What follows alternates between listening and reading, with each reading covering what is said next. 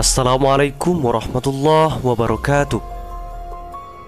Bangkalan meskipun memiliki banyak catatan sejarah, mulai dari peperangan antar suku hingga perjuangan melawan penjajah, kenyataannya tak banyak situs-situs bersejarah yang terdapat di Kecamatan Blega, tepatnya di Bangkalan. Kondisinya pun sudah tak terawat dan tidak layak dijadikan sebagai situs sejarah. Peran pemerintah pun minim di bidang ini, sehingga menjadikan tempat-tempat bersejarah di Madura seakan tak terurus.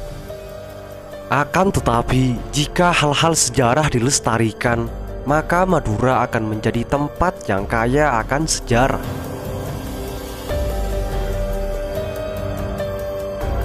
Ketika kesadaran dan kecintaan akan daerah sendiri itu muncul, maka yang dapat dilakukan adalah mulai melestarikan situs yang ada, mengembangkan serta mempromosikannya keluar daerah, untuk membuktikan bahwa daerah mereka sendiri pun turut menjadi saksi atas kejadian-kejadian historis di masa lalu.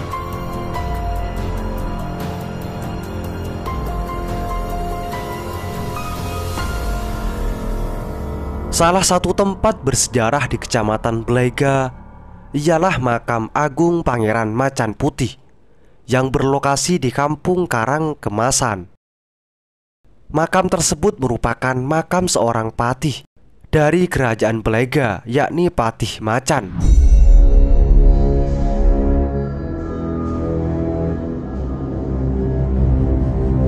Dahulu kala, ketika masing-masing daerah di Madura dipimpin oleh seorang raja, Blega dipimpin oleh seorang pangeran, namun di bawah kendali Kerajaan Arosbaya yang dikuasai oleh Pangeran Pratanu atau Ki Lemah Duwur. Setelah wafatnya Ki Pratanu atau Ki Lemah Duwur, tahta Kerajaan Arosbaya diwariskan kepada putranya, yaitu Pangeran Tengah pada tahun 1592 sampai 1620. Dan yang menjadi raja di Kerajaan Blega saat itu ialah Pangeran Blega pada tahun 1593 sampai 1624. Di saat kedua kerajaan tersebut berada dalam puncak kejayaan, timbullah kesalahpahaman antara Pangeran Blega dan Pangeran Tengah. Masalahnya pun termasuk sepele, yaitu Pangeran Blega telat membayar upeti terhadap Pangeran Tengah karena status Kerajaan Blega yang masih di bawah kekuasaan Kerajaan Arosbaya.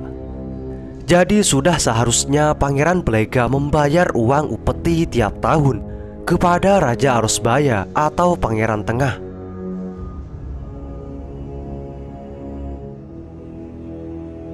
Pada tahun berikutnya pun Pangeran Blega terlambat membayar uang upeti Pangeran Tengah atau Pangeran Arosbaya. Pangeran Tengah kemudian mengutus anak buahnya untuk pergi ke Kerajaan Blega guna menagih uang upeti tersebut. Utusan Kerajaan Arosbaya pun pergi. Ketika mereka hampir sampai di pintu gerbang untuk masuk ke Kerajaan Blega, yang mana tempatnya sekarang dinamakan Desa Betes atau Batas, penjaga gerbang perbatasan rupanya sudah menyadari kedatangan mereka. Penjaga pintu gerbang tersebut melihat iring-iringan para utusan yang menunggang kuda lengkap dengan senjatanya.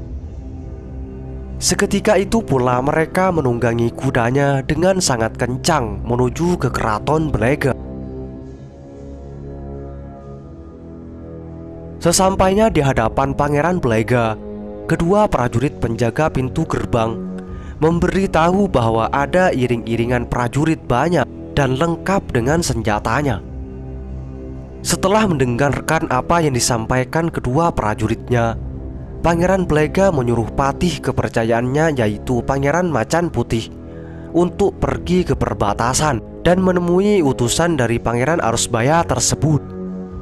Sesampainya di sana, Pangeran Macan Putih menemui iring-iringan prajurit itu. Kemudian Pangeran Macan Putih bertanya, ada apa gerangan yang membuat prajurit sebanyak ini datang ke kerajaan ini lengkap dengan senjata?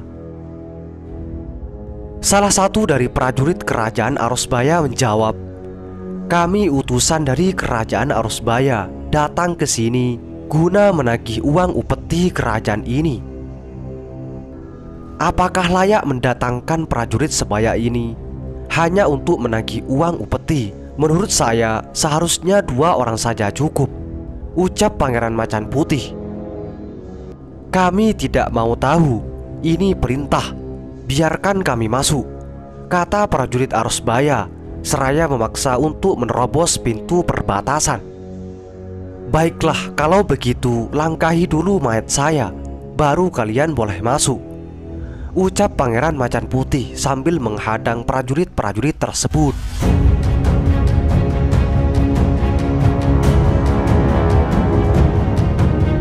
Kemudian terjadilah persaingan antara 3 prajurit kerajaan Belega dan sekumpulan prajurit kerajaan Arusbaya. Tentu dengan jumlah yang tidak sepadan, salah satu kubu akan menang sangat mudah dan seolah tahu apa yang akan terjadi.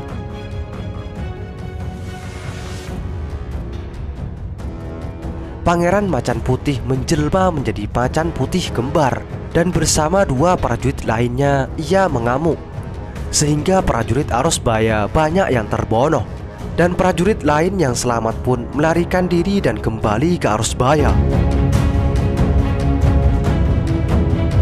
Kemudian keadaan pun tenang.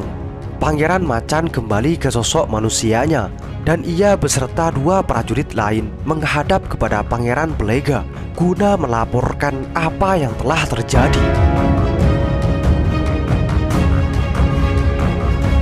Setelah dirasa aman, kedua prajurit penjaga gerbang pun kembali melakukan tugas mereka.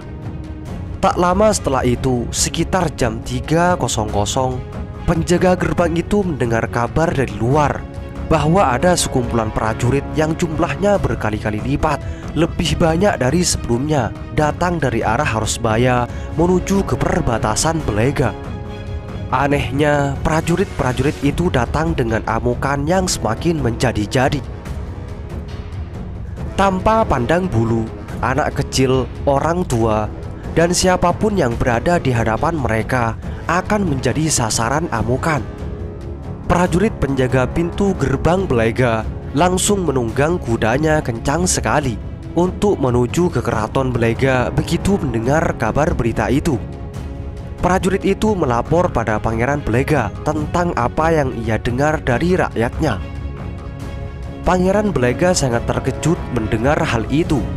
Dengan mendadak dan tanpa persiapan apapun, seketika itu juga Pangeran Belega memerintahkan Pangeran Macan Putih untuk memimpin perang.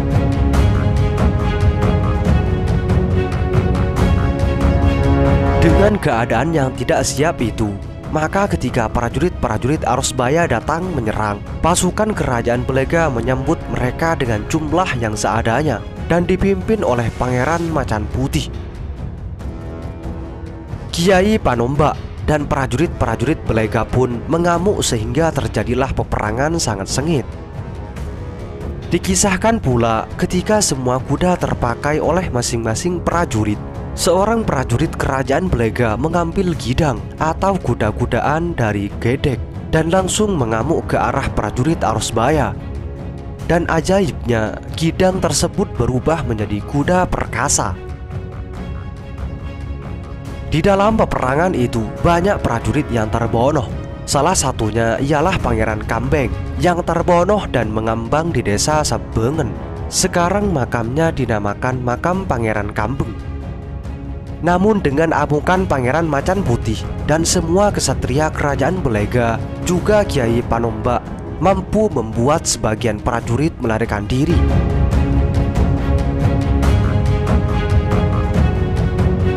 Makam Pangeran Macan Putih terletak di Kampung Karang Kemasan Belega.